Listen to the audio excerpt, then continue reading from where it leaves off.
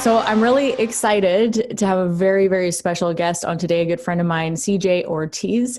And he is the Metal Motivator and is an amazing coach and entrepreneur.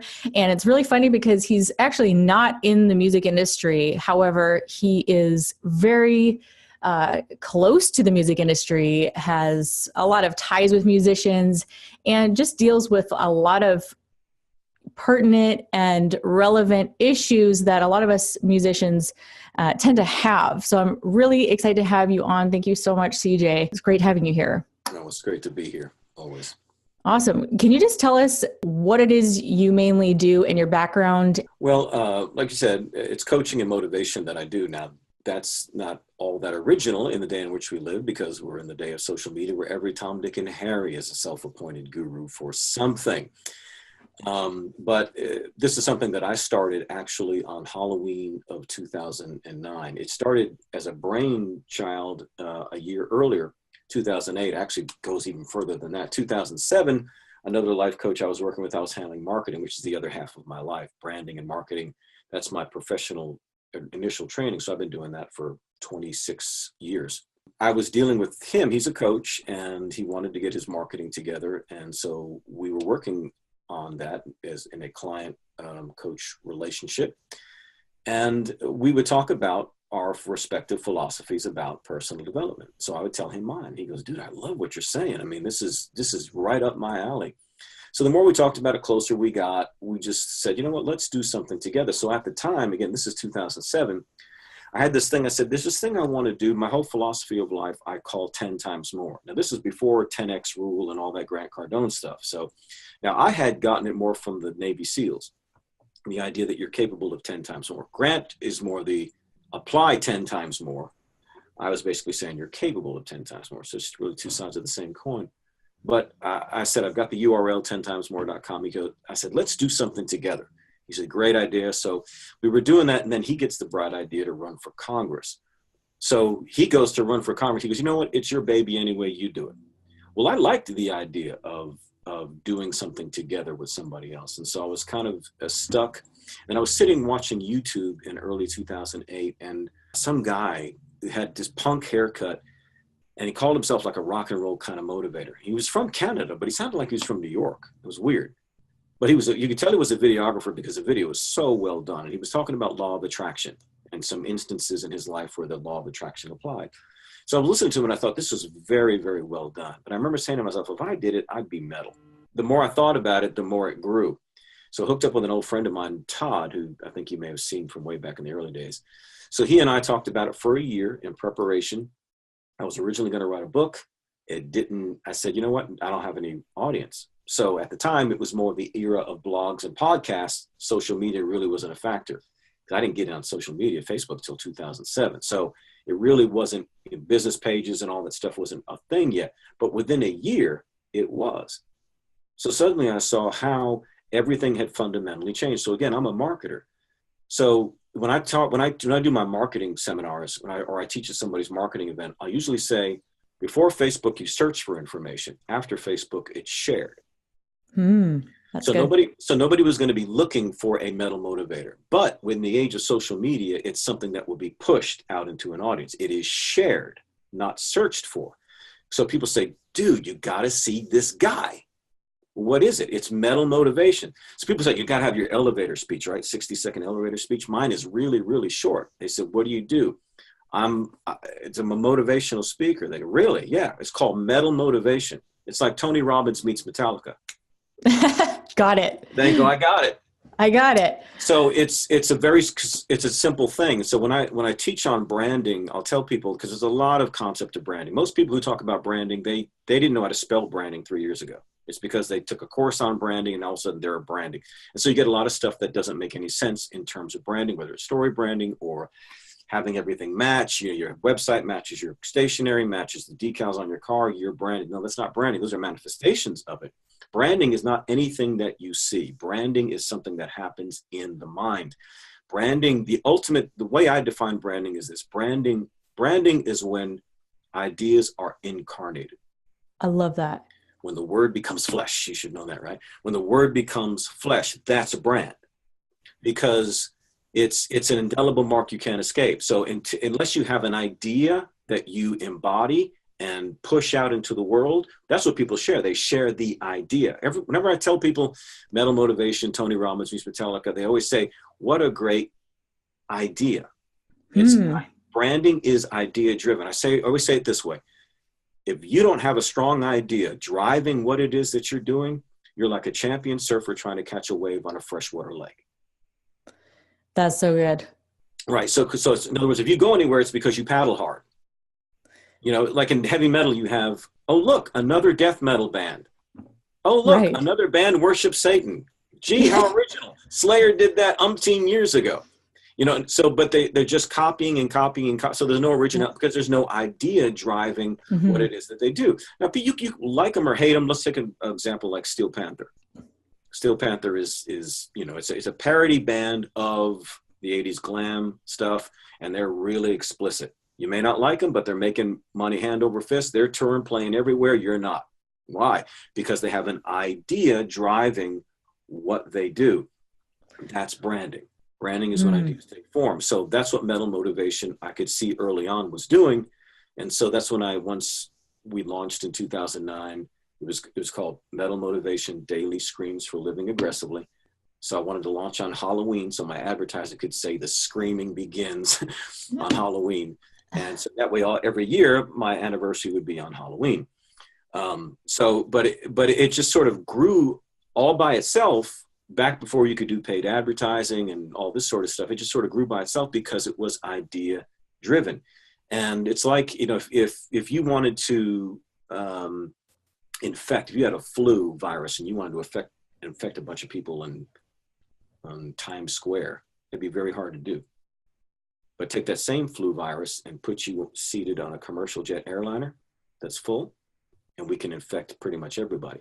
So the thing that people have got to understand about why people like you and me are doing this in this age of social media is because Facebook is the internet contained.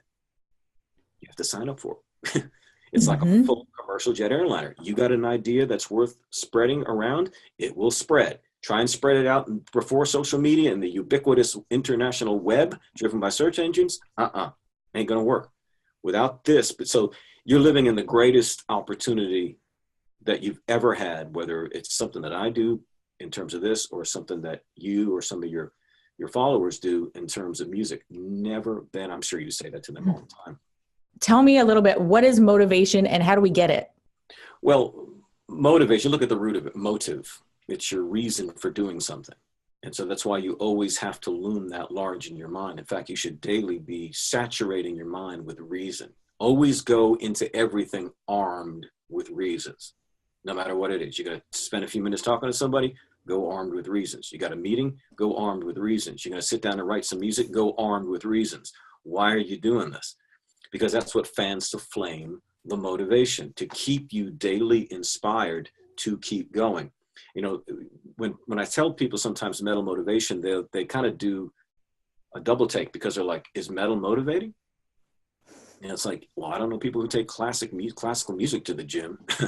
Right. People take hard rock, heavy metal, or hip hop or something like that. They take something that energizes them. And yeah, this many people internationally, globally would not be listening to a music that depresses them. But it is totally a motivational type form of music. So motivation in and of itself is what you use to keep yourself going.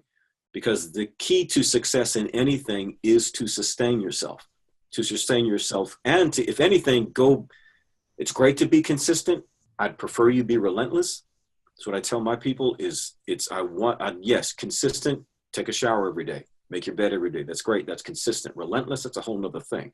I liken it to this. I said, consistency is like a bunch of troops marching 14 miles a day. Right? Relentless is when that same group of troops are under constant bombardment for 24 hours. That's relentless. Okay. Yeah. So what you want is to be relentless. The only way you're going to do that, you got to start with consistency and start with that daily inspiration, which means like most of the people that come to my page, they come for the daily inspiration. They'll say that, dude, you really helped me through a bad time. But then I don't see them anymore. I'm not going to see them until they go through another bad time. So when I'll tell people, because I'm more than quotes. I'm about personal development. I'm about transforming your life to become the person that you really have the potential to become. That's not going to happen with motivational quotes. Right. I'll tell them this way. Motivational quotes are good for two things: help you get through a bad day, right? And to help you keep tolerating a life you don't like. Right. That's it. But if you want to change, you can't, you want something you never had, an old friend of mine used to say, you got to do something you've never done. So something needs to be different, which means you've got to start with the motivation, but motivation has to turn into personal development. You as a musician have to understand. A great story about this is my friend Metal Mike Klesiak, who he was the lead guitar player for Halford. When Rob Halford left Judas Priest and did his Halford thing. And he's a Polish immigrant. And back in the day, we used to have, because I used to play guitar and stuff back in the day. And so we had in the back of the guitar magazines, there was always this ad of this guy named Doug Marks' Metal Method. And he said, one of the things that Doug Marks always talked about, he said, not just the music, he said, I want you to read personal development books. Think and Grow Rich, blah, blah, blah. So Doug already understood that way back when I was in high school. Doug understood that. So he saw that the musician didn't just need that, the music part, because that person, that musician, can be self-destructive, self-defeating, negative, talk themselves out of their own success, literally negotiate themselves out of success completely, even though they may have some of the greatest music the world's ever heard. Yep. They completely, and sometimes people can feel like they're so gifted that there's almost a fate. And so they're doubly baffled when it doesn't happen, because why would it not happen were I not so talented? Well, that's the mystery, man, is that there is no fate. There is no fate. There is only your determination, and determination means this ability to create the future that you want. And so it begins with motivation into personal development, and that has to coincide with what you're doing and training and preparing as a musician, so that you have the character, A, to reach success, and B, the characters to sustain it. So you're saying that we can't just fall out of bed and get stuff done and have success and accomplish our dreams. We actually have to improve ourselves. I do that. You guys may struggle with that. I do that. No, yeah, absolutely. And this is a tough part for people, because it's too easy to hide. I'll often say, because I can tend to be black and white, and people will be sure to let me know that. They'll say, dude, you're too black and white. And I'll say, well, I guess it's easy to hide in shades of gray. Because all you have to do is put on a smile and be ostensibly nice to people, and nobody's going to question how you're doing. You tell people I'm doing fine, nobody's going to ever question. But there could be a nightmare going on inside you that nobody else would know about. But it will eventually appear, because you never ultimately succeed and do what you need to do. So whether it's music or whether it's your personal development, there has to be a plan behind what you're doing, and there has to be sustained action over time. And you've got to taste that. You've got to hunger for that. You got to want that. And hunger is this is the key. The key is self-control, but people don't know how to develop self-control. But if you really break it down, I think it becomes really easy. Control is determined by dependency. You are controlled to the degree you are dependent. Just ask an addict. People have to become addicted to the right things. Well, how do I become addicted to something that helps me create this new self-discipline, self-control? Well, just like I did when I started drinking beer. That first beer didn't taste very good when I was 12 years old. That second beer doesn't taste. Nobody comes out of the womb saying, you know what, I want Scotch straight. Nobody says that. You acquire a taste for it. Because of peer pressure, you keep putting down your throat, and eventually you create a taste for it, and that can lead to addictions, etc.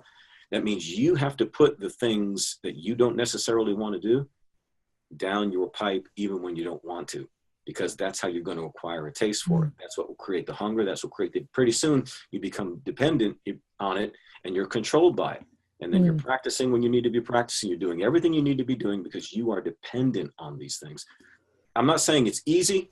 It's a simple process, but doing it obviously is is a challenge because people make it much, much more than it is. They talk about things like willpower. You don't need willpower. Willpower is a myth.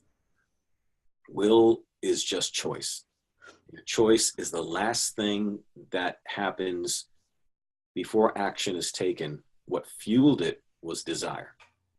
I love that. That is so true. And actually the whole catalyst to me even ending up here at Savvy Musician Academy all started from a moment that I had where I was like, you know, we're not in a good financial position. I was like, what can I do with the gifts that I have? You know, I was already having a little bit of success with my music. I was making, you know, X amount of dollars per month with my music just from royalties. And I was like, what would I need to do to reach the 6-figure mark? Because what can I do with like the little bit of, you know, success now and grow that? So it all started for me with thinking back to, how do I get to that 6-figure mark? And then I came across an article by Kevin Kelly. Are you familiar with that? With the 1,000 True Fans? So good. And he's just talking about, hey, all you need to live a really good life is to have 1,000 true fans that pay approximately $100 a year. And you can live a pretty good life doing that, you know, and then if you want more, just add more to that or raise the price or, you know, you just start playing with the math, right? So for me, it all started with that desire of not just, you know, for me, it was like my family. It was like, what can I do to help? And what can I do to maximize the little bit that I have now? And then that turned into just a process of reverse engineering. It's like, okay, here I am. There's the goal. Here's the gap. What do I need to do to close the gap and cross the bridge and get over to that goal? Whatever I got to do in between, I'll just do that. And so that was where that relentless factor that you're talking about came in, where I didn't care if hell froze over. I didn't care what was going to happen. I was going to figure it out. Right. And so that's when I realized, you know, the more I'm studying about like business, and actually stopped studying the music industry, I just started studying business and marketing in general. What's just working anywhere? What's working online? Who cares about the music industry? And that's when I was like, my character started to grow through that, because I feel like there's an exponential or a direct correlation between growing your income and personal growth, for sure. Like there's something going on there. You said so many things just there. And I hope everybody was listening, because there's two things. Number one, motivation doesn't come from the outside. It's not cheerleading. Okay. Motivation comes from the inside. I remember back when this was like 2000, early 2010, and I had about 5,000 people on my Facebook page. That was a big number back then. Huge. So a friend of mine who's actually a musician, he came over and we were talking about it in my office, and he was just kind of sitting back in the chair. And he said, dude, how did you do this? So I started telling him all about the branding concepts and all this stuff. And the more I talked to him about it, the more he sat up in his chair. And I started telling him how, and to where by the end, his butt was like on the edge of the seat. I finally understood what people meant. We were on the edge of our seats. I was like, oh, I literally saw somebody do that. That really happens. So he was like, dude, I can do that he was talking about his stuff. I could do this. I said, exactly. He was motivated. I didn't rah, sis, boom, ba. I didn't give him a cheerleading session. It wasn't a motivation. I just told him how. You just need to know how. You know how, and you got that path. You're like, I can see it. I can see it. I can start moving now. The motivation is already built in. If somebody's not motivated, it's because they don't see how. How is this going to be done? Part of the problem is the other thing that you mentioned, which is the industry. People say the music industry is dead. The music industry is this. No, that music industry is dead. Mm. Okay? Not the old way. Yeah, that particular model is dead. I mean, I saw things the other day about all the stores that are closing, you know, all the Best Buys that are closed. Toys R Us just closed. I grew up on freaking Toys R Us. It's gone. I don't care, but it's gone. Malls are closing. Everything is closing. It's this Amazon effect, you know. And what that shows you is retail is not going anywhere. Right. The retail industry is just changing. It's the modality. It's the modality, exactly. I mean, because I can point to, how many music documentaries do you have to see whether it's Tom Petty or the Eagles or whoever else they're showing right now on Netflix, all of them have the same thing. They all got robbed out of millions and millions of dollars because of bad management and all this sort of. So they were broke anyway under that model. Yeah. So, it's now this, in my opinion, if you want to quantify the status of the music industry, I would argue it's the best it's ever been, simply because more people have access to some semblance of full-time music career than has ever been possible before. You don't want the old way where there's only 4 major multi-platinum selling bands. No. What are you going to do with multi-platinum sales anyway, man? I mean, come on. You just want to play music, encourage some other people with your music, have people enjoy it, have fans enter. That'll be enough, trust me. Lose the whole arena rock thing. I couldn't agree more. That is so awesome. So you have, so in that sense, more and more people. Back then, only a very few people could get through. And so we did have things like right place at the right time. Mm-hmm. That's what happened then. Now, like I said, just like for me, prior to Facebook, I could dream about it. Oh, man, I got the best idea in the world. I'm going to be a metal motivator. Well, how are you going to get that going? I have no freaking idea, but it's a great idea. Because nobody's searching for it. If they search for how to be motivated, they're not looking for a metal version. They're just putting in how to be motivated, and it may pull up Tony Robbins or whoever else, and that's who they go to. Whether this person could love Behemoth and Iron Maiden and all that stuff, they don't care. They're just looking for the information. Sure, they'd love a metal motivator, but they just don't know to look for one. But in the age of social media, it's something that can be shared. Your music can be shared, If you've got the idea behind it, if you're talented in what you do, if you put the effort in to create the great music, and then you have now somebody like you who's willing to take them under your wing and show them how you did it, which is the great part about it. Because I remember talking to you when you were saying, what am I going to do? Yep. I remember when your husband was working in construction and that wasn't doing very well, and I remember you got kids and all of that, and it was a struggle. And I remember receiving your first album. You signed it and sent it to me, Yep.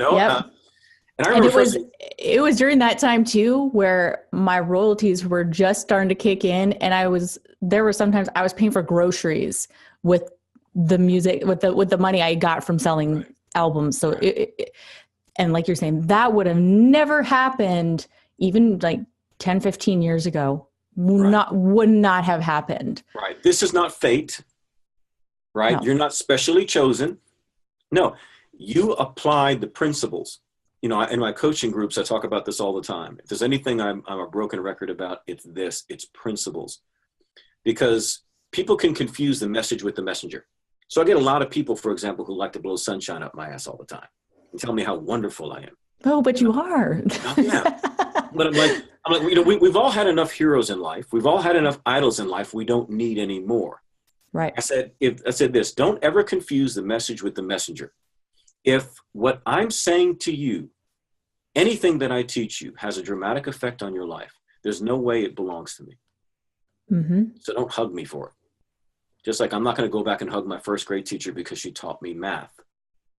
It doesn't belong to her. She's just a voice. She's just a messenger. The message is in the world and belongs to all of us. The messenger is just somebody who conveys it. In other words, the principles are true.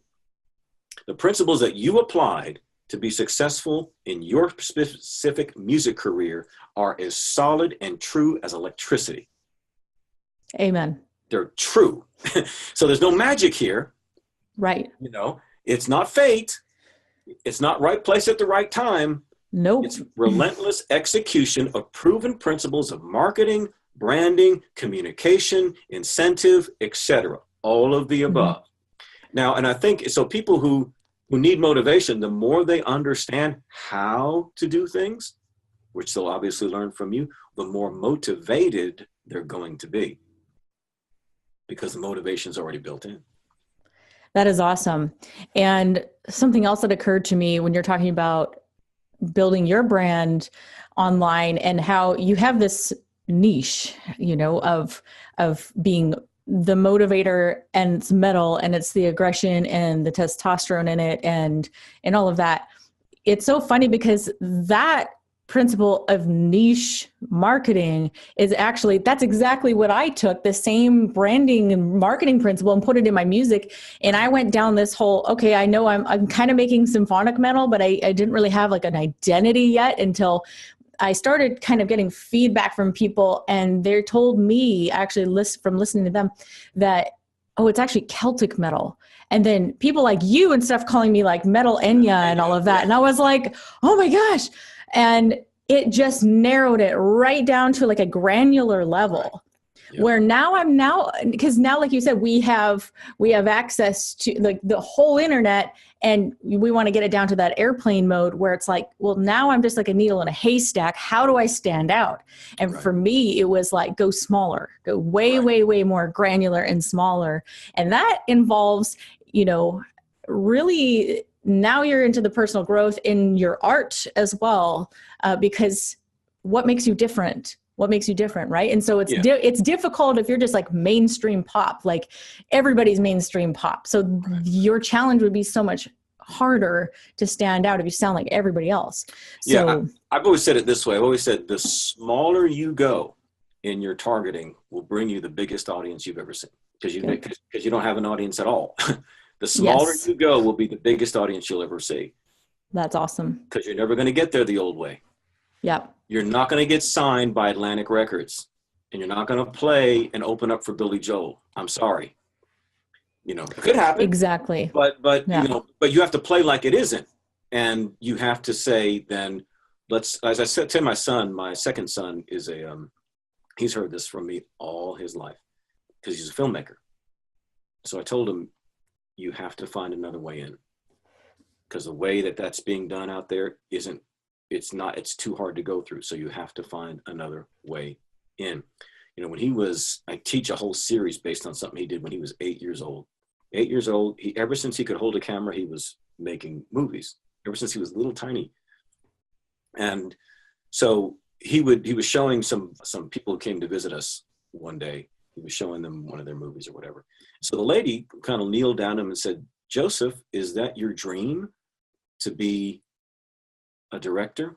He looked her straight in the eye, little 8-year-old, and said, "No, ma'am, I'm not dreaming. That's my plan." And I turned to his mother and said, "Man, you can't coach that.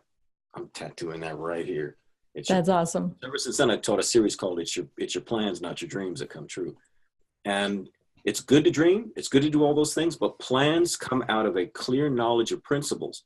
One of the strongest principles you can understand is what the old branders used to say in the 60s, differentiate or die. Love that. You have to differentiate yourself. And, the basics of branding, as we said at the outset, is that it's an idea. So branding is not seen. You don't see branding. Those are manifestations of branding. Branding is not seen. Branding is something that happens in the mind of the marketplace. So, that's why the old adage they would use is to say, you need to blow your nose, you ask for a Kleenex. You don't ask for a facial tissue. You use you use a brand name for a category. Brands coincide with categories. So if it's like, and in order to be a brand, you have to be first in a category. Mm-hmm. Okay. So, no, but we don't like categorizing ourselves. Yeah, exactly. Unless it's a category that you create and you become the first in it, you become the brand, right? So any other person who tries to do a metal Enya thing will always be in your shadow. That's right? Cool. So Charmin has facial tissue, but they'll never be Kleenex. You cut yourself, you don't ask for adhesive bandage. You ask for what? Band-Aid. Why? Because you use a brand name. You want to go make a copy of something, you say, I'm going to Xerox it. You're using a brand name when your brand name is a verb, that's branding. Yeah. Okay? I'm going to FedEx it. When your brand name is a verb, you're reaching branding status. So it's like when you say like a market is flooded. Okay, well, we say, ask who was the first man to ever fly across the Atlantic Ocean in an airplane? Charles Lindbergh. Who was the second guy to do it? I don't know. Don't know, and I don't care, right?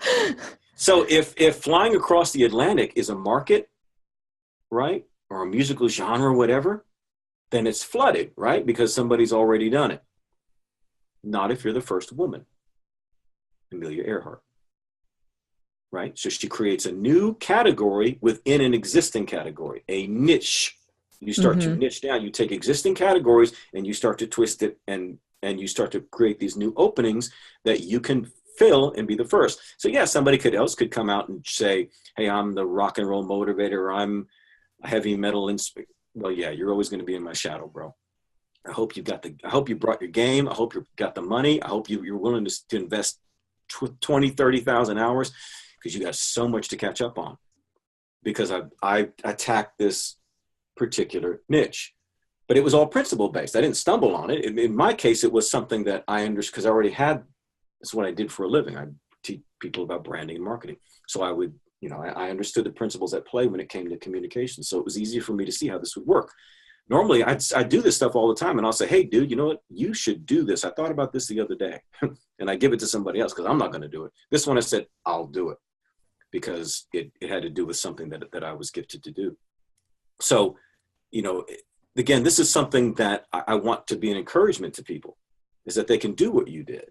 They can do what I did. They can niche down. And I know you cover that in your, because, just so everybody knows, my oldest son, who's a musician, is in your Savvy Musician Academy. Because I told him, and he's doing something really kind of funny. He does just stuff all over the page, the weirdest music you've ever heard. But he's wrote an album about a particular subject that everybody loves. I won't say it, so disappoint him. But it's so unique. But the principles, even for something that he's doing, it's not even a genre. It's a completely different approach to something.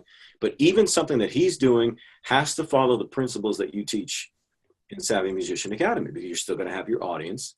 You still got to niche this thing. You still got to, to monetize it, and all of that. The principles still apply. It doesn't matter what you're doing. The principles are sure. They are steadfast. They are in this world. They don't exist in you and I. They don't exist in the messenger. They are in the world. And that's good news. That's good news, because God forbid it was fate. God forbid it was. God forbid it, the musical gods were just against you and allotted you and chose you for failure and selected Leah for success, because that's what people are going to tell them. I say, the less you understand about the way things are achieved, the more you think it's fate that it happens to somebody else. The less you understand about the way things are achieved, the more you think it's magic that it happens to somebody else. You just need to understand how. You understand the how, man, you'll have more motivation than you know what to do with. Yeah. Oh man, there are times where I'll get like comments from trolls, whatever. It's like, oh, you only successful because, you're a woman and you have red hair or whatever it is. And I'm like, are you kidding me? I have worked my ass off. I have worked literally day and night, every day. I didn't without really caring if I benefited tomorrow. It was just like, get it done. Like, I have this goal I'm going towards, and just tunnel vision. You just have tunnel vision and not really caring what happens or what's in your way between here and there. You just going straight forward. Right. And I love what you're talking about, the branding and it not being physical at all. I survey my fans often. I send out surveys via email. I'm constantly testing the water. I basically have my finger on the pulse of my fan base at all times. And so I'll often ask them for feedback on their perception of my music brand. And it's amazing. It's interesting. It's fascinating, surprising at times. And I learned so much about my music and my brand just based on what they're telling me. And what they always come back and tell me is, and I don't say, guys, what do you think my music brand? And that's not how I word it. I say, what's the first thing you think of when you see my picture or when you listen to my music? What's the feeling you get? Because I think I've heard it said that branding is actually a feeling. And what you want to do is create a consistent, congruent feeling every time they see your stuff everywhere, that feeling just comes back to them. It's like a mental association. My fans are telling me that whenever they see my music, I'm And this is not stuff I would have picked, but they're telling me they always feel relaxed. They listen to my music when they want to chill out. So it's like chill out music for metalheads. And so these are the slogans I get to pick up based on the survey feedback I'm getting from them, from having my finger on that pulse and going, what is the feeling that they get? What's the perception that they have right now of me? Because it will change. And so, yeah, so I use that information to go create t-shirt designs and to go, find other merchandise products, because it's all got to align and being congruent with that music brand that they are telling me. So that's where this two-way relationship is coming in.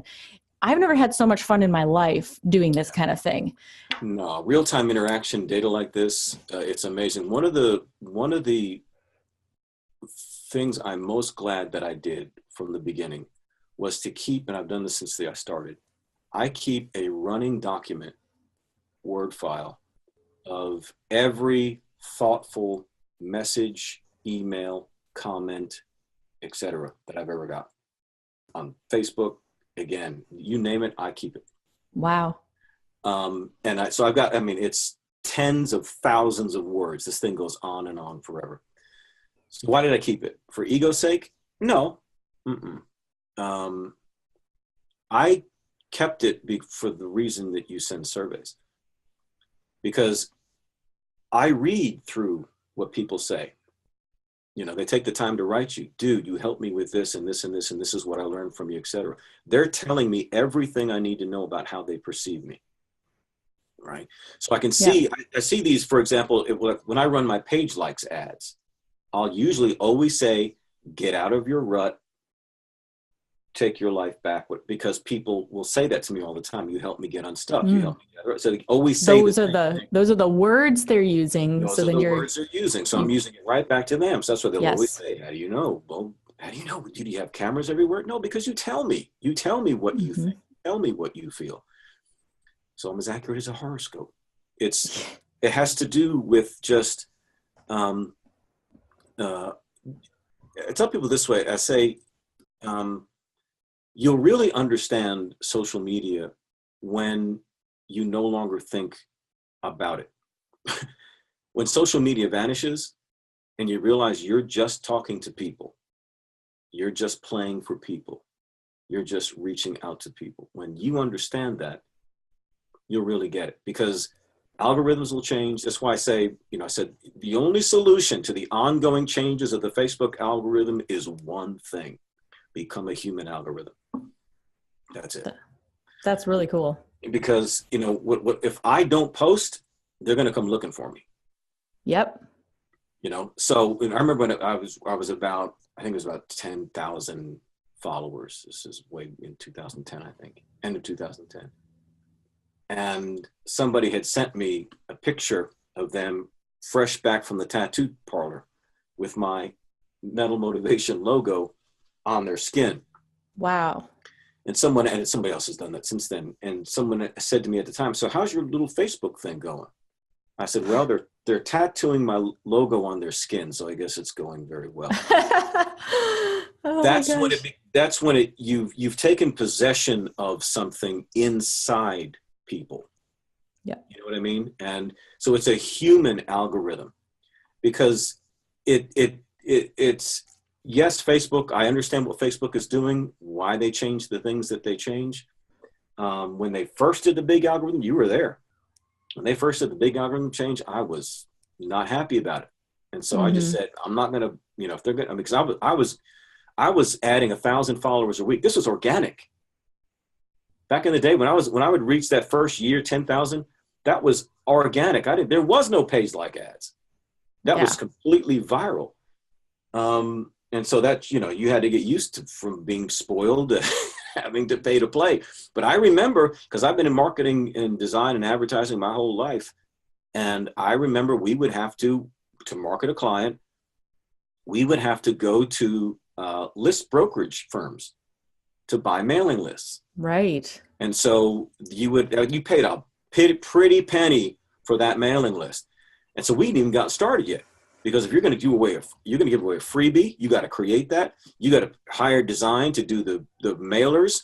You got to have that printed. You got to pay for the postage of all that thing. And the only information you got is females in this zip code of, Yeah. very limited. So broad. Totally very broad. limited demographic. That's why, I tell people all the time, I say, this is how I know things are still messed up. This is how I know how awesome Facebook is.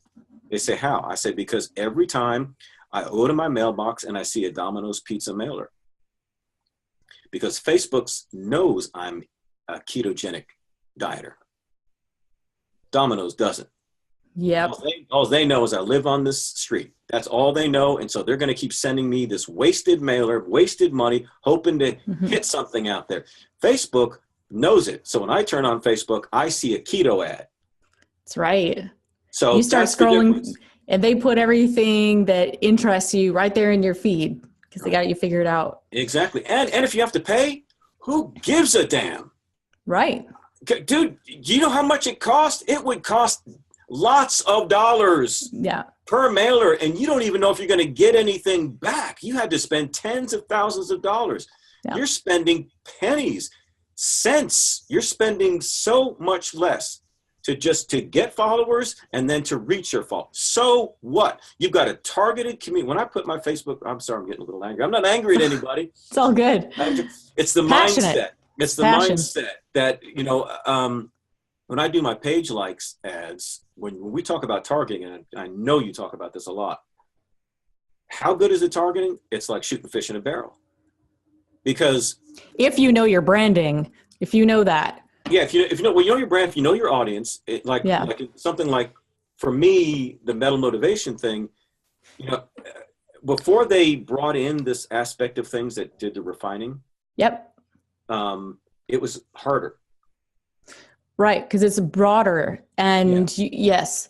So when you have a thing that carries two ideas, like metal and motivation, who do you target, metal or motivation? Motivation people might not like metal, and metal people might not like motivation. Yep. Yeah. So once they added that layered aspect of narrowing an audience, I could target people who like Judas Priest, Iron Maiden, Black Sabbath, Ozzy Osbourne, Pantera, and Tony Robbins, and Zig Ziglar, or whatever. and then I went a layer deeper, and I put in then people who follow big popular daily quote pages. Okay, cool. Because I do a lot of that. So it was the bands, it was the motivational speakers, it was the daily quote pages. Then I put another layer in of inspirational books. And you still probably have like 300,000 to 500,000 people. Yeah, 300,000 or 500,000 people. I don't even have to write a headline. Right. I just have to say heavy metal motivation. Yeah. Click like. Yeah. But the key to all that is you got to know your target fan or follower better than they know themselves. That's what I figured out, was if you can get in their head and understand who they are, what makes them tick, and basically everything about them, like what do they read? Because otherwise, how would you know to even target any of those things? You got to know who this person is. And the only way you can do that is by knowing what you're offering and studying the audience you're trying to reach and have relationships with them and interact. And so the whole thing is like a little ecosystem that works together, and the better and more dialed in you get, the better result you get. Yeah, one of the things that, I see this still with, and you probably have this with a lot of the people that follow you. I see it in a lot of business leaders, because it was my experience before social media and the internet. When we would do branding campaigns for people, I always found we used to call it USP, your unique selling proposition. Yep. And so I would always find a company's strongest selling proposition buried 4 pages deep in a brochure they don't use anymore. Because they don't even know themselves. They don't even know their most marketable quality. Somebody said to you, what'd you say? Well, you have the red hair, you got the face, you got the whatever. I can find a bunch of people who aren't about that. All I need to do is spend a little time with you and take you through what I call the black coffee routine. And that is what I mean is sobering up a bunch of confused drunks, because you can't make sense out of your own life, even though you're good at what you do, you love music, but you can't get from where you are to where you need to be because you're too stuck in your own head. So jobs of people like you and me is to come in there and hack away at that stuff. And it's a black coffee routine. It's what we call admonishment, which is a euphemism for counsel by confrontation. because you got to open up. We got to tear down these walls. If you're looking for somebody to wipe your nose and do all that, no, there's somewhere else you can go. You don't need more sympathy, because people who complain a lot and all they want, and they don't change. If you complain and you don't change, you want sympathy, not advice. So you want counsel, then let's talk counsel, and you be prepared to do what you got to do to get it done. We'll arm you with principles. We will arm you with reasons. We will arm you with everything we were talking about this offline. Yep. That, the percentage of people that don't do anything with it.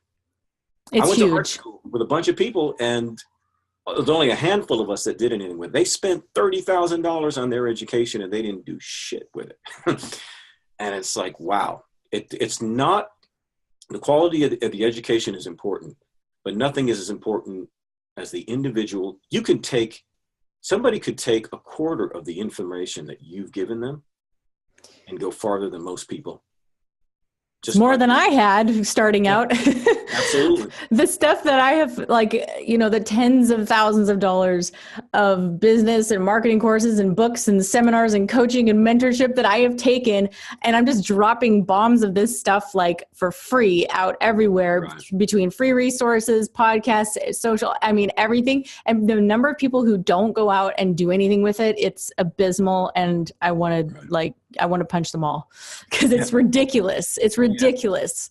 The thing that carries you is not going to be found initially in the secret sauce. It's the fundamental things. Most people fail as they fail in the fundamentals. Like with a football team. If a football team who makes it to the Super Bowl did it because they mastered the fundamentals. A strong passing game, a strong running game, a strong defense, and avoiding penalties and turnovers. You don't go to the Super Bowl by being really good at trick plays. It's fundamentals. And if you lose, it's because of fundamentals. And if you don't understand what those fundamentals are and you can't get there, then you need a coach. Period. Right. Because the principle, I say it this way, you need two things. You need principles and you need coaching. Principles are the information. Coaching is what makes sure you apply it, because we can forget. Yeah, it's the accountability. Right. Even the professional golfer has a golf coach. Absolutely. The professional golfer is better than the golf coach, but the professional golfer can't watch the fact that his wrists are starting to turn too much before he swings. But the coach can see that. The coach can see it. The coach doesn't have to be better than the player themselves. I'll tell people this way. Say, I could take, no matter what the sport is, I'll use football again, but I can take the best player in the NFL for every position and create a super team, right? Best player of every position, offense and defense, take them all and put them together on one super team and let that super team now play the rest of the NFL teams. The only difference is the super team doesn't get any coaches. No football, no head coach, no defensive coach, no offensive coach, no special teams coach, no quarterback coach, nothing. No coaches. They got to coach the best players. They got all the knowledge. No coaches. They will not make it to the playoffs. Wow. Can't. You've got to have coaches. It's not enough to know principles. You've got to have the coaching. You need some sort of community or one-on-one, whatever it is. You need something where there is that accountability, something because again, the key is principles. Are the principles being applied? That's what the coaching is about. What stuff is all messed up in your head emotionally right now? Why is that a problem? Because it's stopping you from applying the principles. Yes. Coaching is all about that. Are the principles being applied? Period. And almost every coach has a coach or some kind of mentor in their lives as well. That's what I find. I have a business coach. He has a business coach. That guy probably has a business coach. This thing just keeps going up the line. And so I get the trickle down effect of whatever billionaire is at the top somewhere. I don't know. And it's sometimes, and sometimes it's the most simple little thing, and I pay money every month for this coaching. And, but sometimes in that 30-minute weekly call, it's like the smallest little tweak to something like an attitude thing, or it's like, you need to take some time off and spend a day with your laptop closed. It could be the smallest little thing, but that one little tweak is invaluable. And so sometimes I think people, as far as even expectations of what people would get out of a coach is really ridiculous. Like they're expecting some kind of, miracle worker to come in and do everything for them. That's not what coaching is, right? That's not what it is. It's someone giving you a little bit of perspective, and you will get a golden nugget that could change everything.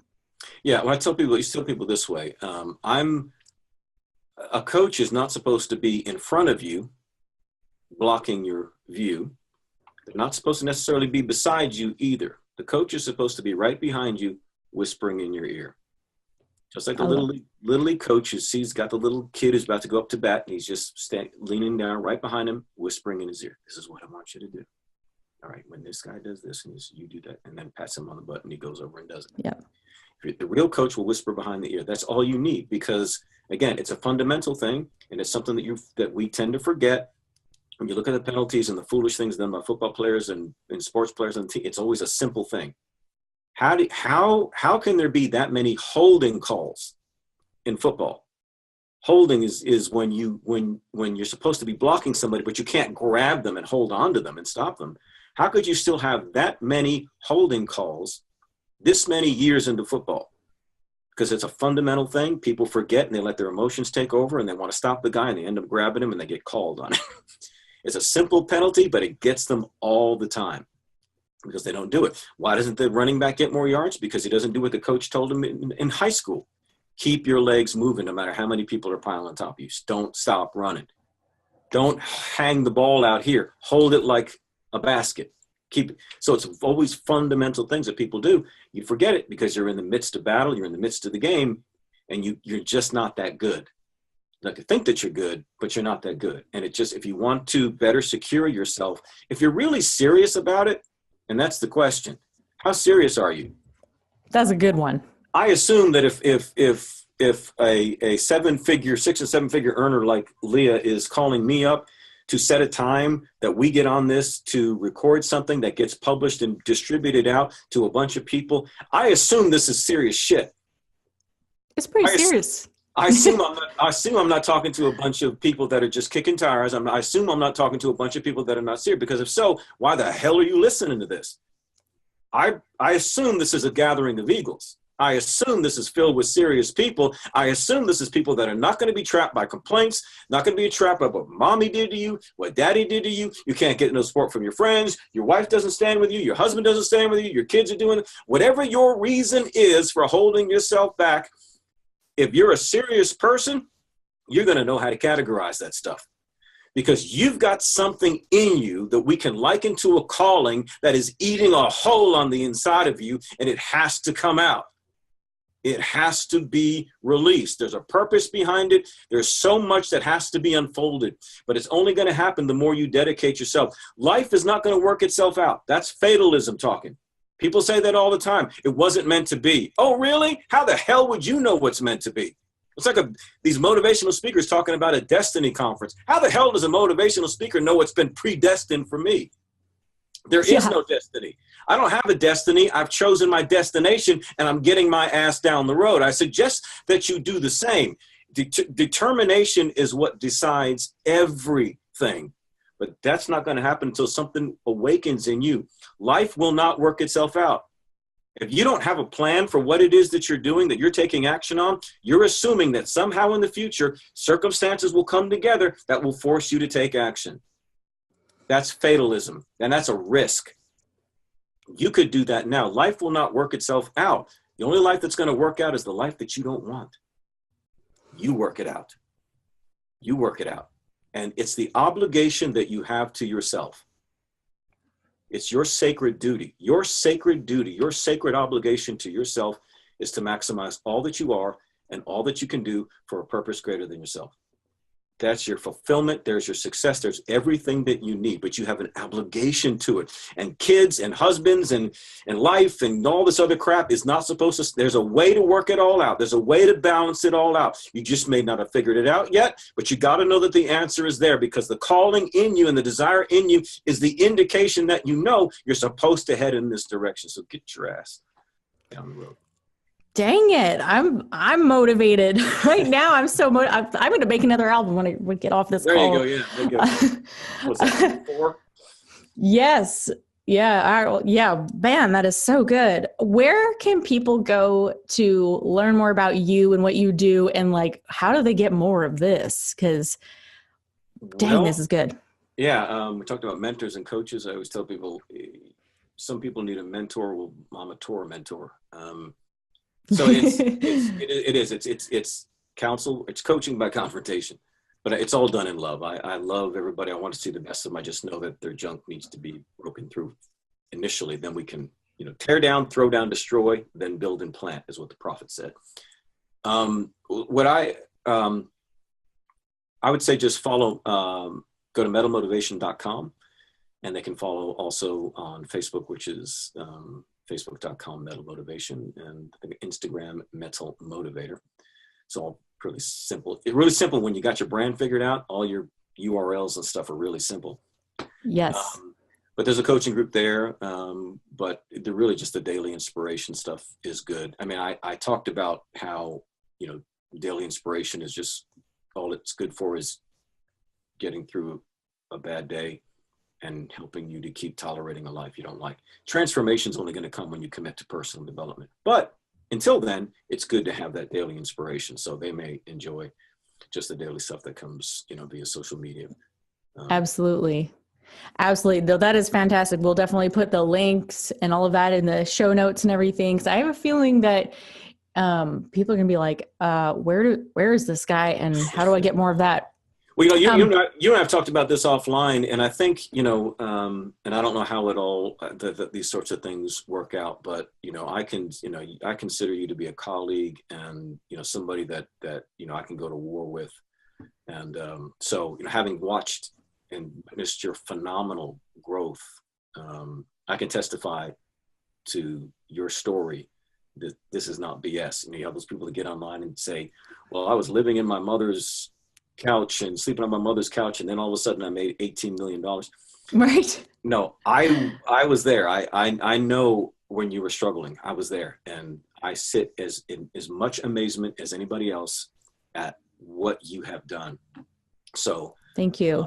And so that's a confirmation as far as that goes. But I also always saw, what we do is very complementary, because the other side of the coin, when I'm the one interviewing you, I've got so many musicians that need you. You know what I mean? Awesome. That they need to hear from you, and they need to. So, yeah. Well, maybe this turns into a series, because I feel like we have only covered, a tiny portion of things we could get into on this. So I for sure want to have you back for part 2. And maybe this turns into like a series, like I said, because I want to get a little feedback, because I just know people are going to have more questions and comments. So this could be a lot of fun. Right. Man, thank you so much for taking the time to be here today. It was such a pleasure. No, my pleasure. Awesome. Thank you.